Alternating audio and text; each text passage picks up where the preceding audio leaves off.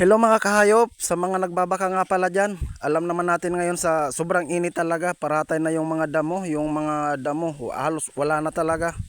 Kaya sobrang hirap na talaga ng mapakain sa ating mga hayop kagaya ng baka. Ito ang ipapakilala namin, yung alternatibo, makakatulong po ito sa atin ng mga nag-aalaga. Itong dahon ng kawayan, gaya ng nakikita nyo ngayon.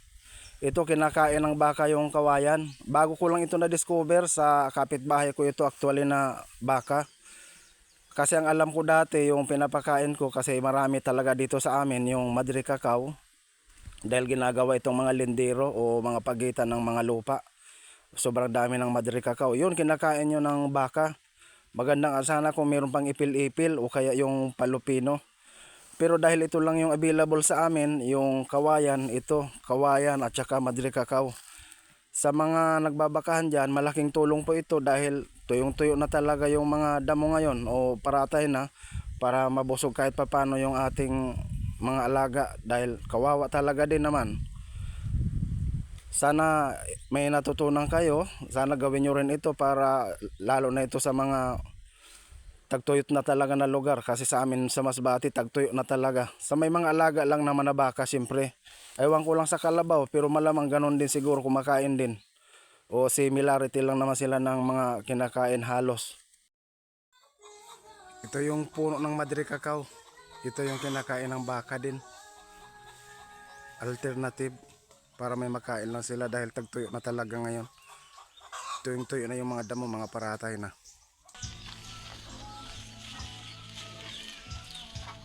Ito yung Madre Cacao. Tingnan nyo, kinakain ng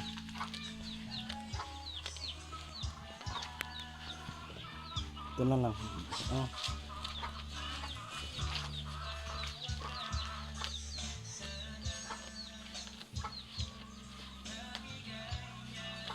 Ito yung alternative pampakain sa baka. Kumakain yung baka ng Madre Cacao.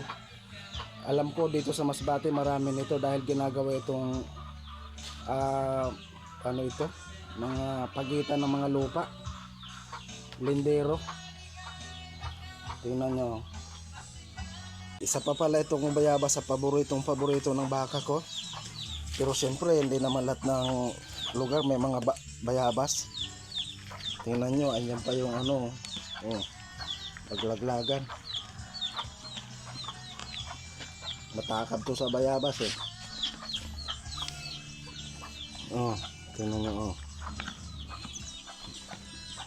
hindi naman niya kinakagat yung kamay ko, yung ano lang, yung bayabas lang talaga. Ito pa ayan, kaunan mo na lang. Tingnan mo, marunong din kumuha.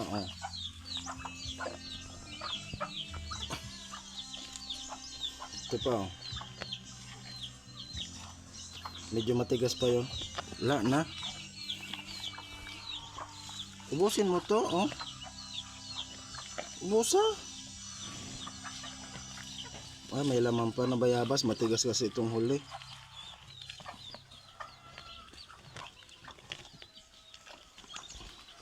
Ubus ha.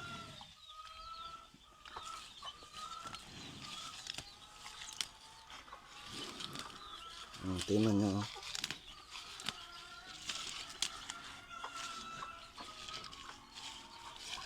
Kung may ipil-ipil sana, kaso wala dito eh. Ano dito ang marami talaga, Madre Cacao. Tingnan nyo.